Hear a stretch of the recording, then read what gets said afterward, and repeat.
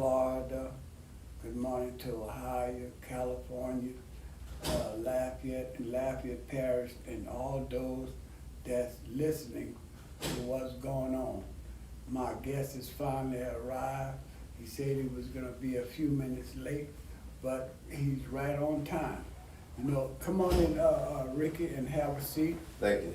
Put you some headset on if you wanna wear them. It's not forceful, you know, but y'all know I like to start, my show off with a prayer, you know, to ignite our spirit.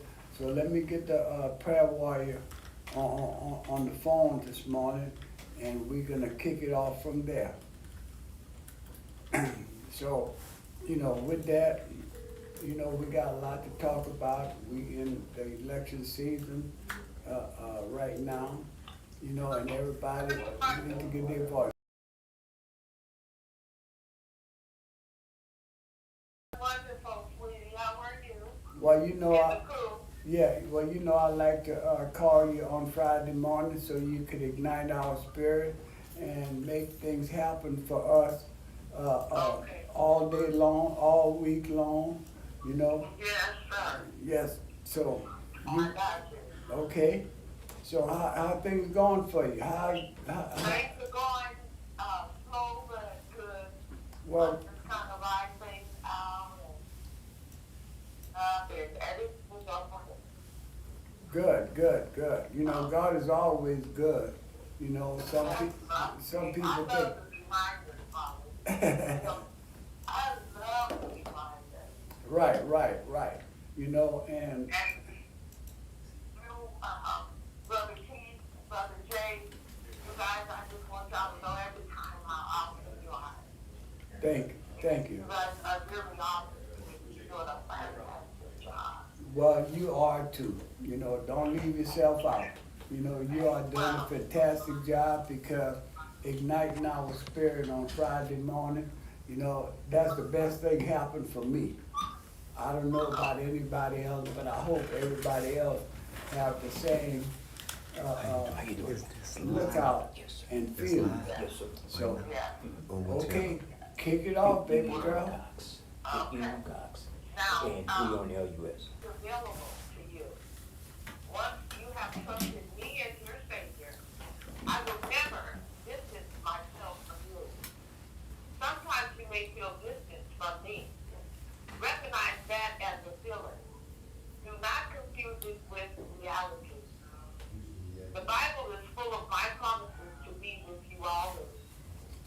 As I assured Jacob when he was journeying away from home into unknown places, I am with you and will watch over you wherever you go. After my resurrection, I made this promise to my followers. Surely I am with you always, to the very end of age. Let these assurances of my continual presence fill you with joy and peace. No matter what you may lose in this life, you can never lose your relationship with me. Now this word can be found in Isaiah 54:10, Genesis 28:15, and Matthew 28:19 and 20. Oh, wonderful. Yeah. Well, you know, you have ignited my spirit. You know, you always ignite my spirit when I talk to you on Friday, or when I talk to you during the week, or whenever we talk. You always have an uplifting spirit for me, you know, and this is why I'm so grateful that you could uplift other people's spirit in this program, you know. But you got people from Florida, Ohio, California, and surrounding, you know, listening to your prayer. And I appreciate you for all that you do to make sure that our show is spiritual, ignited. Absolutely. And you do me as well. Thank You know, this word, and when I talk to you at any time, you're always very self-assured and you're very informational. Thank You you. know, sometimes we forget, sweetie. Sometimes we don't not just forget, but we just don't pay attention sometimes. But Yes. His word brings us right back where we need to be. Yeah, thank you. Thank you so much. And look, Yes. you have a very blessed, wonderful day, wonderful every day until we talk again. All right. All right. God bless you. All right, baby girl. Love you. I love you too. All right, thank you. You know, well, y'all heard it from the prayer warrior. You know, we like to make sure that she ignite our spirit on Friday morning, you know, before we get the show started. You know, and before I introduce my guest, you know, and he came at the last minute, you know, 'cause I called him at the last minute, you know, to ask him if he wanted to be a guest on the show, you know, and he didn't hesitate to say no. He didn't hesitate to say yes, but he was very pleased in me offering him the opportunity for a time on the Community Matters show. But before I introduce him and get him to talking, because he's long-winded too, you know, I don't know if y'all see his oxygen tank on his back, you know, so he can get a lot of air. You know, look, nobody want to take your gun. You know, nobody trying to take nobody's gun. All we trying to do is have gun control to where everybody can get a gun when they want to have all this violence that's going on, killing people that they don't even know, killing kids that they don't know. All these things that, you know, we're trying to get control, gun control. Some people need that gun control. You know, like those 18 years old buying guns online, and that should create a red flag, you know, on what's going on when you're gonna see somebody trying to buy AK, 1,000 rounds of bullet, you're gonna get a bulletproof vest. You know, what war you going to? That should throw up a red flag, and if it don't throw up a red flag for you, something is wrong, not with the person that's pulling the trigger, something is wrong with us that not trying to stop them from pulling the trigger. So we better make sure all these things is going on. You know, elections is like a horse race, you know. You go, you bet your money at the horses, you know, you put your money on the person that you feel is better qualified or qualified for the job, you know, but seem like elections bring on hard consequences, you know, and everybody wanna get mad because you're not supporting their candidate. I don't care what y'all doing out there for election. I'm not mad at no one. I have the opportunity to vote who I want in office, not vote for who you want in office.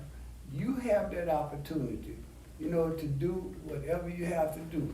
And with that, I'm gonna say good morning, Ricky. Good morning. Thank you very much for inviting me. I certainly appreciate it. Good morning, Acadiana. Good morning, everyone in the Lafayette Parish.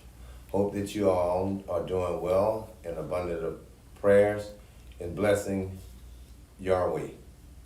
Thank you. Well, Ricky, you know, you can jump back in the race. You former school board representative, former District 44 representative. You know, we all know you are basically raised in the area, former District 4. 3, correction. District 4, District 3. Yes, You sir. know, you was raised in District 4. Absolutely. You know, but you came up in District 3, so don't confuse me and I won't confuse you. It's okay? 43. Yeah. You know, so we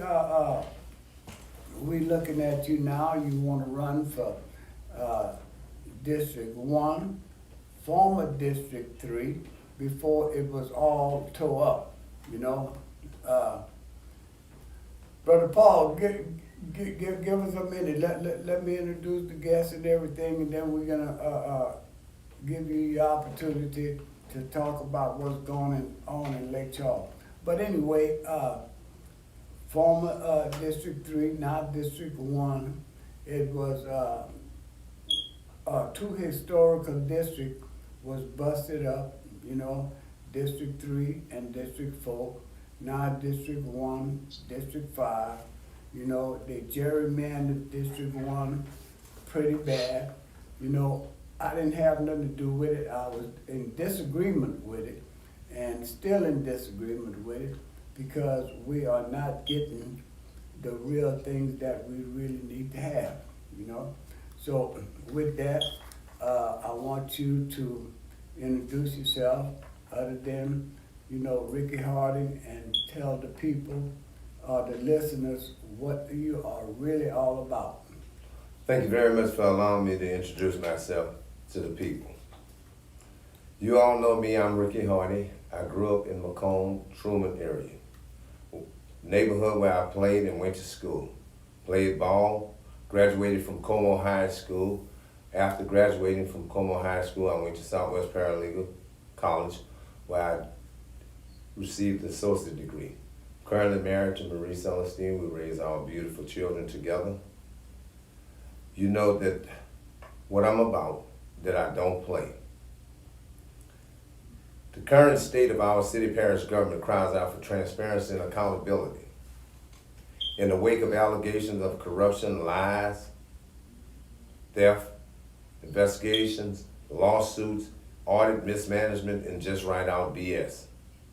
As your city council, District 1, I will restore transparency and accountability to our city, parish administration, and fulfill the need of District 1 community. I will make all reports available and accesses to the public to make sure that you have input on everything that's going on.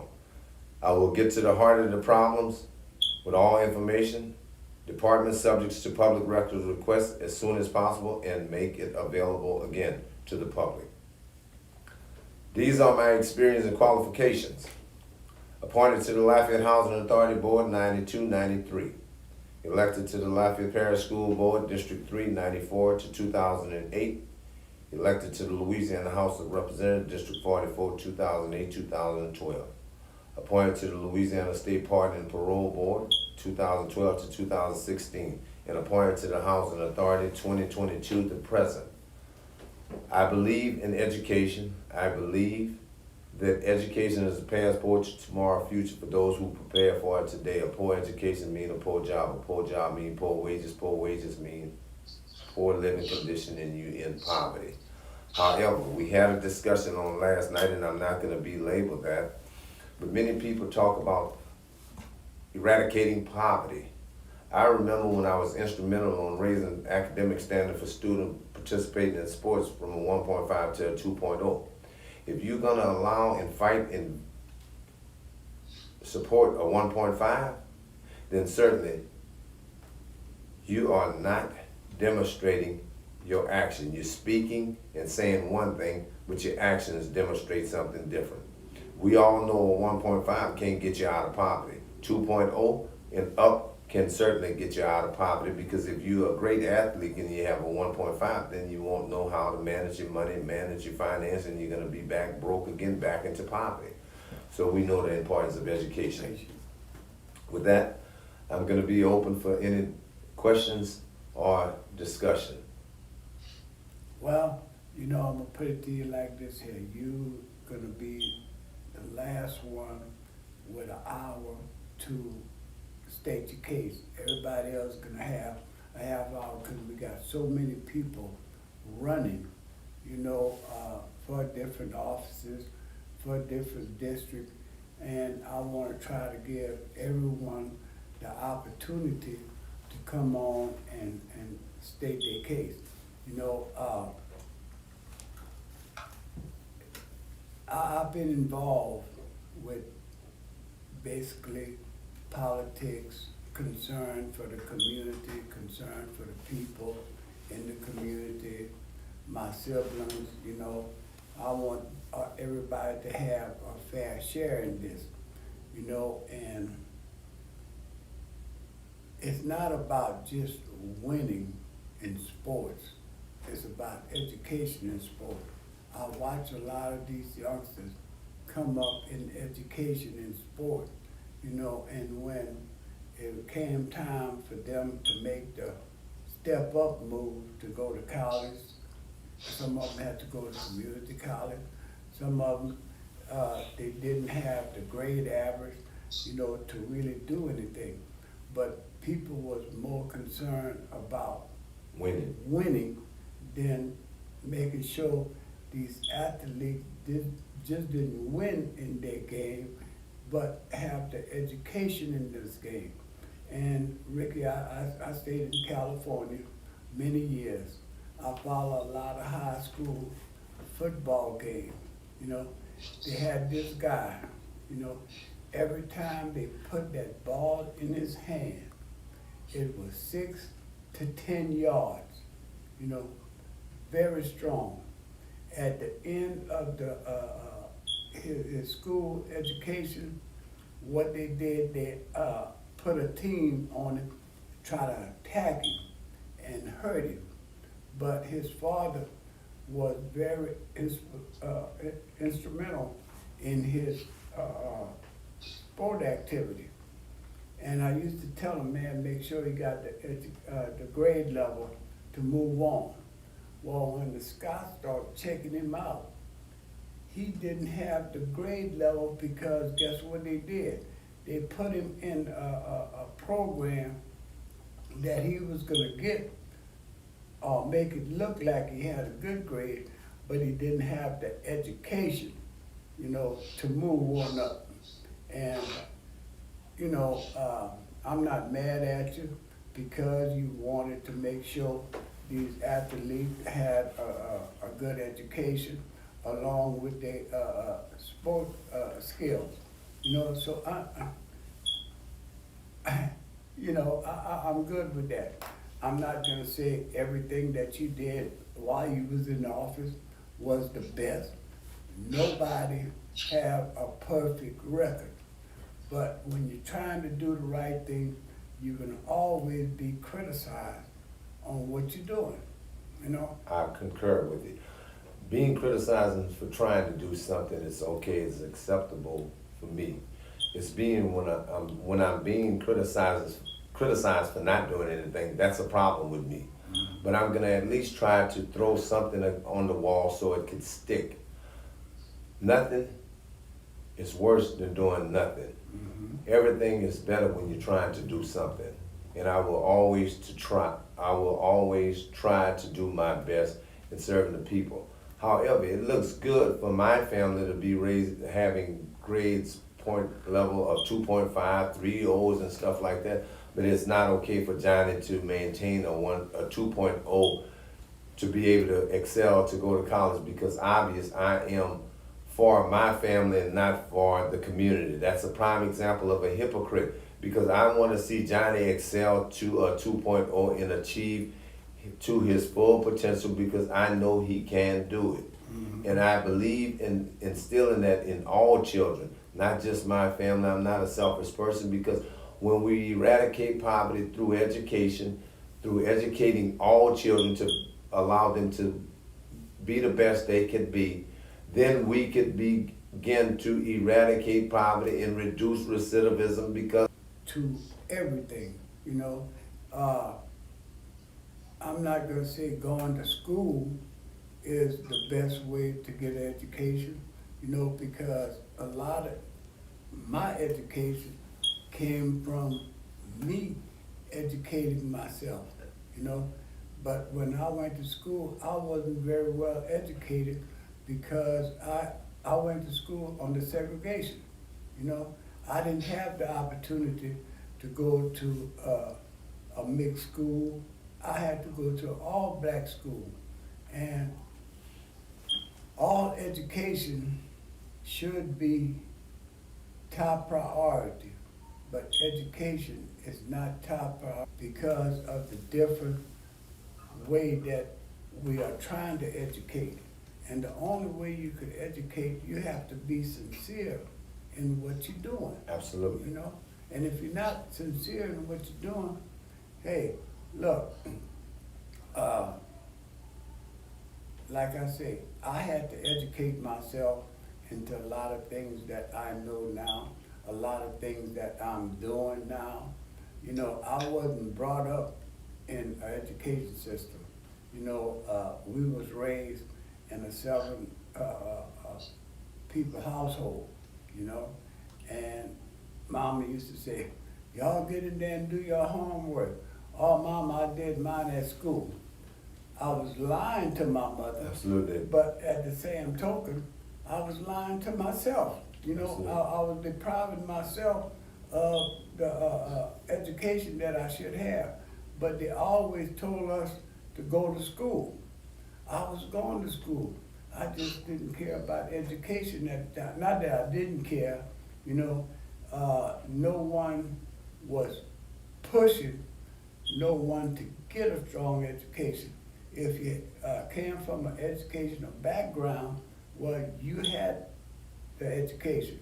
But if you didn't come from an educational background, you, as far as that, and that's me talking, you know, I wasn't getting the education that I should have, you know. Well, let me piggyback on something that you said that was very profound that caught my attention. When your mother used to tell you, make sure you do your homework, and you told her you was deceitful in telling her you did it, and it showed up later on when you were in school because of the fact that you didn't do your homework and told your mother you did it. If you would have done your homework like she had asked you and believed in you to be able to be honest, to go do your homework, you'd excel to your full potential to do better. But you must remember one thing, that many people don't have a talk show on AOC like you with more education than you. Education is good. It is phenomenal to have. When you have a high school education, you are in the ranks of the unemployed. When you have a college degree, you're overqualified. When we talk about education, you could take our 44th President of the United States, President Barack Obama, who graduated from Harvard University, constitutional law. He was one of the sharpest presidents in American history. He had our education, but then he wasn't born in the United States, allegedly. But nobody could prove otherwise. He was born in Hawaii. He had all the education, but then they still want to discredit and don't want to look at the education that he had because they wanted to downplay his education. So be proud of where you come from. It's not where you come from, it's where you're headed. It's more importantly. Keep in mind that I had a formal education, but when I went to Southwest Paralegal, got an associate degree to learn how to research the law because I was on the school board, learning how to pass policy, set policy, and I had to understand Louisiana Revised Statute Title 4. It was 17:82, which in Title 17 talks about all education law. 17:416 talks about disciplinary suspension, expulsion. 158 talks about bus transportation. I learned it and I mastered it. And once I learned it, I mastered it. And someone had asked me, what's your education level? I told them I graduated from Como High School and I attended Southwest Paralegal College. And also I graduated from the University of Hard Knocks at Simcoe. Common sense. You cannot beat that common sense because you can have all the education in the world, but if you don't have an ounce of common sense, you are lost. Yeah, you're doomed to fail, absolutely, because people are going to take advantage of you because when you have common sense, you can recognize con artists, you can recognize BS from a mile. Yeah. So Ricky, what inspired you to run for District 1 council seat? Thank you for that question. That's a great question, easy question. Looking at the politics in city council is untenable. You need someone who's going to be decisive, someone who's going to be firm, someone who's going to challenge the administration. Perfect example that I visited one time when I was at the city council, just looking at the issues that plaguing the city parish consolidated government, when it was like that. You have the administrator that hires the attorney to represent the city of Lafayette and the parish council. You have the attorney that represents the department heads. You don't have no attorney that represents the legislative branch of government, which is your council and your parish council. So imagine you going through a divorce with your wife. While going through a divorce with your wife, she got the lawyer who's representing her in the divorce proceeding, and the same lawyer gonna represent you. That's a conflict of interest unless you agree with the lawyer and your wife that he could represent both of us, and we just gonna split everything down the middle. 50-50.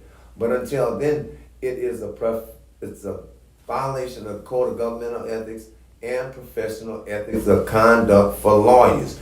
Perfect example, Rudy Giuliani, who is a lawyer, knowing the law, and he still lied. In a lawyer is supposed to be held to a high ethical standards, okay? So how can the council not have an attorney to represent the council when the mayor, parish president, or the mayor issues is conflicting with each other?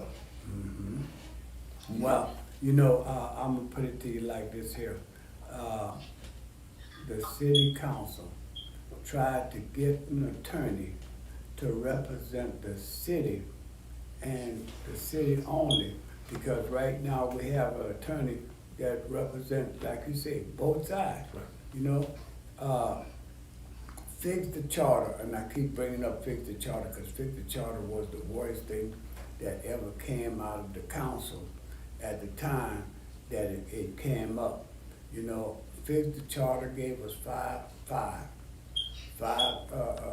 city council, 5 parish council, Correct. And that is a conflict of interest. Absolutely. Because we are not getting our fair dollars, our fair share. They have their meeting first. They have also have parish representation, and they try to get city representation. Because like they run everything in Lafayette Parish, Lafayette City. And I feel that was a very disservice to us, especially when they didn't allow us to have a city attorney like we have a parish attorney. And look like the parish attorney, or the city parish attorney, take care of better representation with the parish than he do with the city. Well, let me say this, talking about fix the charter, and I'm gonna try to cover up on everything that you discussed. When we fix the charter, we certainly have to modify the charter, which is relevant to hiring of the council. In the home rule charter, it specifically gives the authority to the president, to the mayor, to be able to hire the legal counsel for the city council, for all department heads, and for the administrator. So that's part of fix the charter. That has to be fixed. Okay. In addition to that, when the home rule charter came about, when you have legislation that you pass on the city council, and then you have to send it to the parish council, it's like the House of Representatives pass a bill that originated in the House, then you turn it over to the Senate, and the Senate have to co-author or pass it out. If a bill passed on the city council or it's passed on the city council, then it has to be sent to the parish council, and the parish council disagree with it, then the ordinance fail, which is ludicrous. We need to go back specifically to city council in Lafayette Parish, Broussard, Youngsville. All your unincorporated areas have parish council. We the only one have a city council and a parish council. That's a duplication of services. Yeah. How are you going to continue to be able to duplicate the service? We pay taxes in the city, we pay parish taxes and city taxes, and they pay one taxes and get representation on both sides. We pay twice, and we get one service. They pay one and get one service. But why I gotta pay 2 times for the same service that I'm getting, that you getting? Yeah. That's ludicrous. Well, I agree with you as far as being ludicrous, but the thing of it is, our people that we put in office to represent us, have failed at us in so many ways, but yet and all, they want to claim the fame of what they did and didn't do. Because what they say they did, it didn't help us, it hurted us, and those are the kind of things that I worries about. Let me say this, that fixing the charter and to go back on what you said and to piggyback, that it did hurt because of the fact that we lost funding and revenues and it goes out to the parish. Mm-hmm. Everybody have one voice and participate in democracy. However, I do not recall the residents of the city voting to consolidate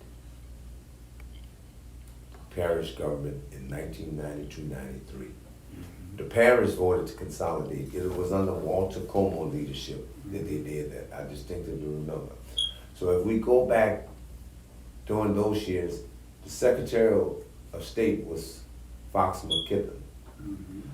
I'm pretty sure that you don't have no paper trail on the city residents voting to consolidate. So how you are going to consolidate me into a city parish government when in fact that I don't vote? Mm-hmm. Just the people of the unincorporated area voted in that past. That's again ludicrous. That is not democracy at its best. It's just like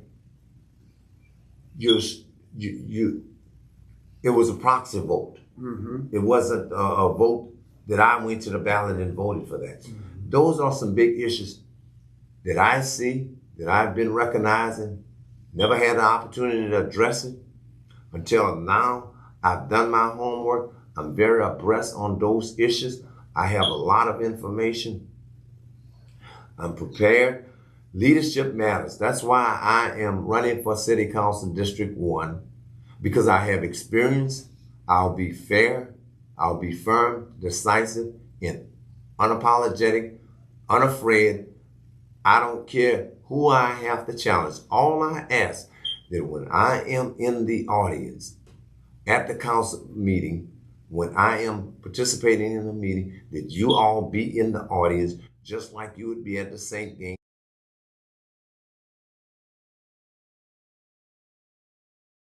Me on, and I will have the juice from you, and I'll feel it. I'm feeling you, and I will fight the issues because not looking for a job.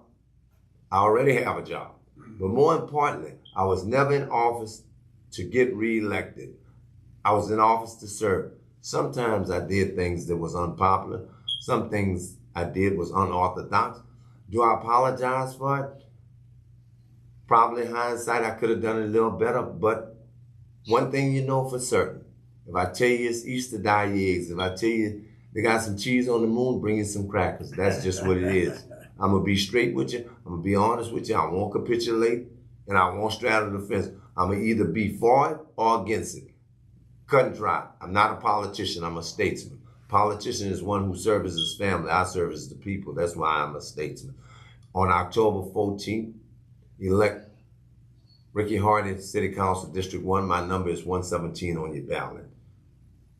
All right. On the phone. Yes, sir. We got Paul out of Lake Charles. Let's find out what Paul out of Lake Charles is talking about. Good morning, Paul. Well, y'all talking about a universal deal, man. I was very interested in that conversation. That was a great conversation. Thank you, Mr. Paul. Yes, Thank sir. you, thank you. That's a great thing. That needs to be, because as far as I'm concerned, when you speak of education, I think the whole State Department, that whole package. Yeah, Man, I ain't never heard you can get more than 100%. right. Right. You I don't know? know what that kind of math figure. The old school math is the best math. Mm-hmm. Yes, And, sir. and all my life experience, I never know you could get more than 100%. I thought that was not only legal, that was a fraud. Mm-hmm. Yeah. You know, so we perpetrating a fraud with this education system. And the higher learning is just as much criminally involved in it too. When they see these kids not prepared, when they come to the college level, they're not worried about that. They seeing that extra dollar they can drain out the past. You ain't gonna touch on it because, hey, man, that's the well in the room, brother. Right. It ain't about the kids, it's about the money that packs it with education. That's Right. all it's always been. It has been like that since the day it's been long, and it's been like that even in incarceration. It's been like that because it's not about reducing recidivism. It's not about getting those people to become productive society. I say I was against resource officers. I say y'all want to make the school look like a fall school with a deputy president. Absolutely. Well, nowadays you need them, but they must know their role. And I concur with you about it looking like a reform school. But a resource officer now is good. But a resource officer should not be the one that's dealing with infractions such as fighting and things of that nature. He can take them away, separate them, bring them to the office. It is solely the responsibility of the administrator to be able to discipline those children for the infraction. But what they start doing now with the resource officer have gained latitude power through the school district and start arresting those kids for a fight on campus. I was in school back in the 70s. When we had a fight, we didn't get arrested. We got brought to the principal office and they gave us our infraction, our disciplinary infraction, and we either served 3 days in school suspension or we served 3 days out of school suspension. And then once you kept going up with they had a metric system that they use. The more infraction you get, the more times you get suspended and then recommended expulsion, and you was turned over to lapse and caps alternative school. But I totally based on those students and children, they have a criminal record. So if they ever run for a major job come up, They have a criminal record. Absolutely. they got all that wrapped up on it. Well, once they become an adult, that juvenile record is adjudicated. It's no longer, you can no longer look at it. But certainly when they become young children and want to work at Burger King, Popeyes, while they're there, that looks at that. And I also tell those children, look, man, social media is a double-edged razor blade. It's dangerous because they see how you behave. And then when they look at your page on social media, then they use that against you because of the fact that you can begin ranting and raving at Wallace and they go, oh, when I see you, I'm going to do this, I'm going to do that. And we have confrontation and they look at my behavior, how I'm acting, and they're going to say, well, God, he's a violent person. Look what he be saying and posting on social media. Social media is a dangerous razor. It's a double-edged sword. Oh, yeah. I used to tell the grandkids all the time. I say, look, anything that you're going to be embarrassed of down the road, do not put it on social media. Amen. Because social media, it stays there. You got a problem trying to get it off. You know, I'm accused of some kind of website or Facebook page or something like this here. Something that I don't even have a Facebook page. I don't really deal with social media because I'm afraid to be hacked. I don't want my phone hacked. I don't have no passcode to get into it. And I tell quite a few people and responsible people, I say, if anything happened to me, make sure you get my phone. because you can get in it. You don't have to have a password to get in it. I'm an open book, you know. I don't mind somebody giving my phone number out if it's for something responsible. But if it's for bull crap, don't give it my phone number out. You know, and you know, Ricky, you was at the forum last night at the convention center. Yes, sir. But y'all put on a very good forum. Y'all answered the questions that needed to be answered. But I'm finding out people are mad at me because of what somebody else is doing. Hey, wait a minute. Let me stop you right there. If you see my name on it, blame me. If you don't see my name on it, don't come blame me for nothing. You know, and yes, I am against Fix the Charter. And I'll tell anybody that. I was against it when it was coming up. I'm against it now. I'm against what happened during Fix the Charter era, especially when they knocked out District 3 and District 4, which is supposed to be was a historical black district, you know, and we had to go to court to get these districts because they didn't want us to give it to us. We got them, and it took one person, you know, to help change the standard. He didn't close it in, he expanded it. And I'm very disappointed in that. I'll tell anybody I'm disappointed in that. And this is why we no longer have a predominantly black District 3, now District 1. You know, we had a predominantly District 3 until some brain claimed that they're going to change it. You know, and when they changed it, they didn't help us. It hurted us as a community of people, as a culture of people, that we always have to fight the other side to get what we want. I agree with you wholeheartedly, Brother Wilder. That's the major issue for me also. When I look at that Southwest delegation, I only had one supporter in that second congressional district.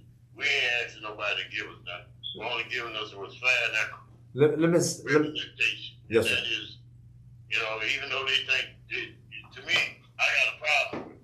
Okay. You know, when they represent Lafayette Parish or Calcasieu Parish, you represent all the diverse as the parish is, which is diverse as we are. You know, you represent, what are you doing? You represent parts of the people. And I think it's a total disrespect when you got people that represent you. I don't care what they represent, they Republican or Democrat. Whoever's over that district, if you in that, you represent me as I'm American too. Right. Okay, Paul, let Ricky Hardy answer it. In the parish council, it is my understanding that they put the cart before the horse. Reason why they did that, and I know that, is because of the fact that you have to get pre-clearance from the federal government. Once you draw those districts, and I stand to be corrected, and then you submit it to the federal government. What I can't understand is that District 3 school board race, city council race is 12 years ago, it mimicked the same people. It was the same area. District 4 school board race mimicked District 1 city council, and District 3 city council is totally different. It's totally different. Yeah. Why those races could not be? That District 1, in all honesty, it is like a state representative district. It is even bigger than a state representative district because I'm all the way down on Dulles on Farmer Drive, all the way back there. I had to go campaign back in that neighborhood, all the way to Pointe de Mouton. That district encompassed Pointe de Mouton, Glorieux Switch, Maryview Farm Road, my legislative district, and it's the same thing with the District 1 City Council, but then what they incorporated was off of Cameron, all the way to Ambassador Catherine, Farmer Drive, all the way to Dulles, all the way back to that Ambassador Cameron, which is predominantly white. It doesn't matter where I run on my reputation district. I will do my best to serve the people, and I would humbly ask them to support Ricky Hardy because he is a candidate for District 1. He wants to represent you and your ideas because you could certainly trust him to be honest. You could trust him to be fair, firm, decisive. Mm-hmm. Well, But that district is whack. yeah, well, very, very, very whack, you know, and you had people look like you and I, supposed to be representing you and I, and totally flipped. They flipped the script on us, and I don't believe in that. You know, I don't. Yeah, we need a library. You know, I don't fault that.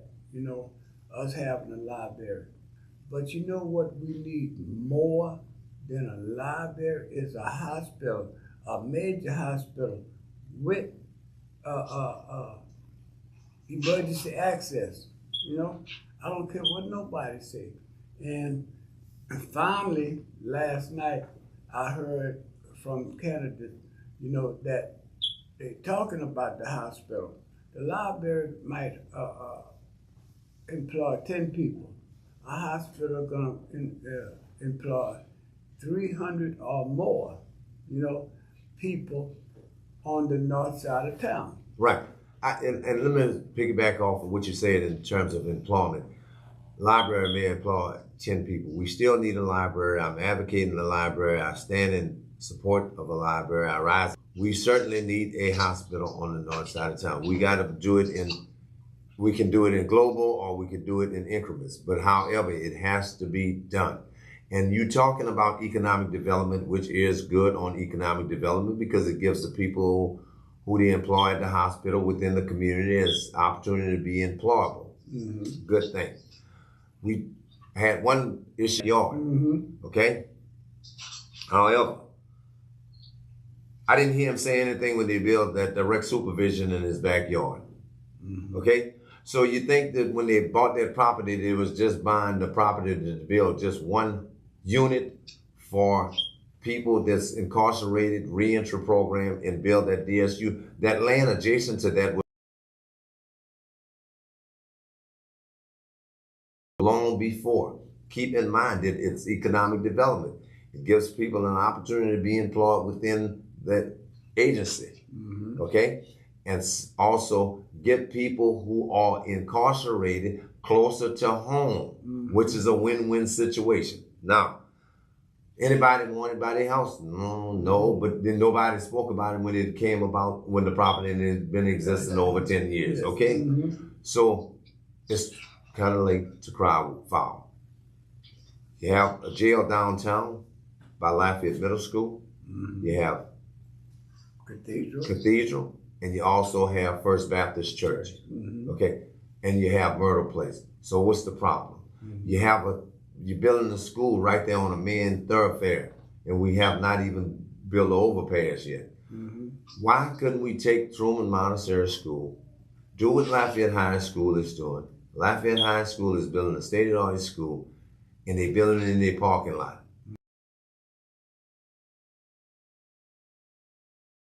Truman building the back of the school in Truman School that's existing now, Mm-hmm. and make that a parking lot. Mm-hmm. Okay?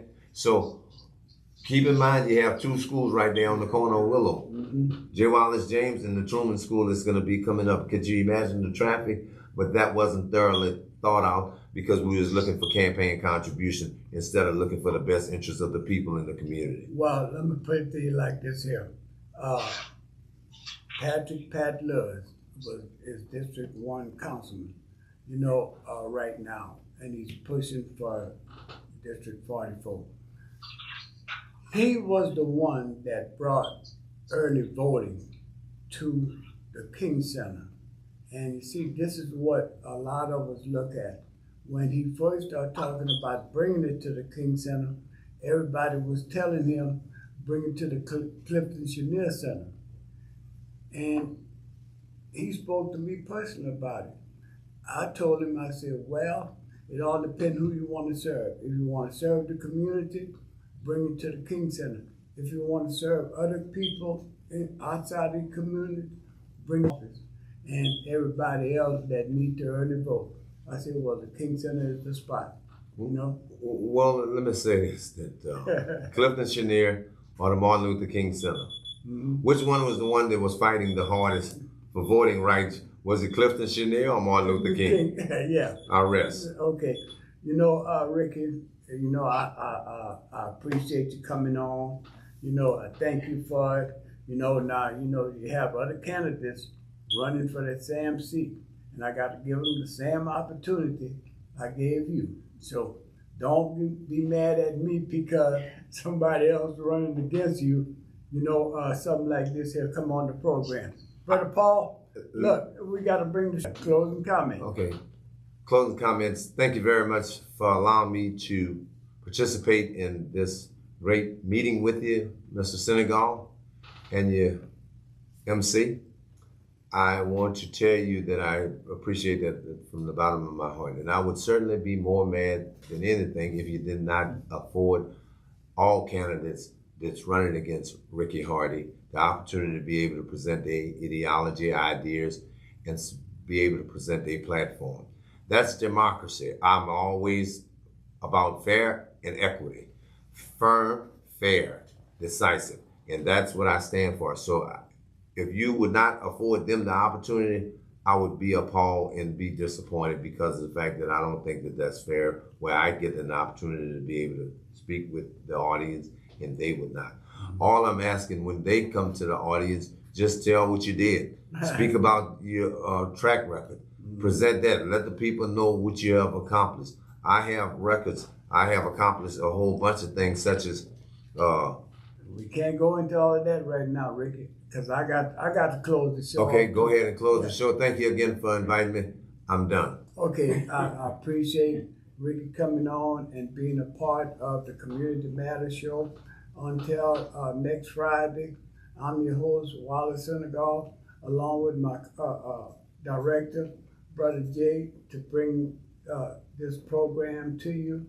Remember, on tomorrow on 88.3, we have, what's the name of your show again? People's Tech and Entertainment Show. People Tech and Entertainment Show. On this afternoon, you got June Anders on 88.3. You know, business to business.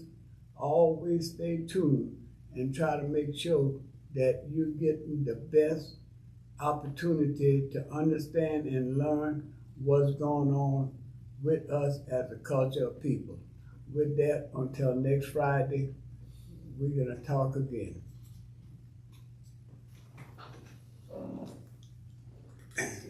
Wallace.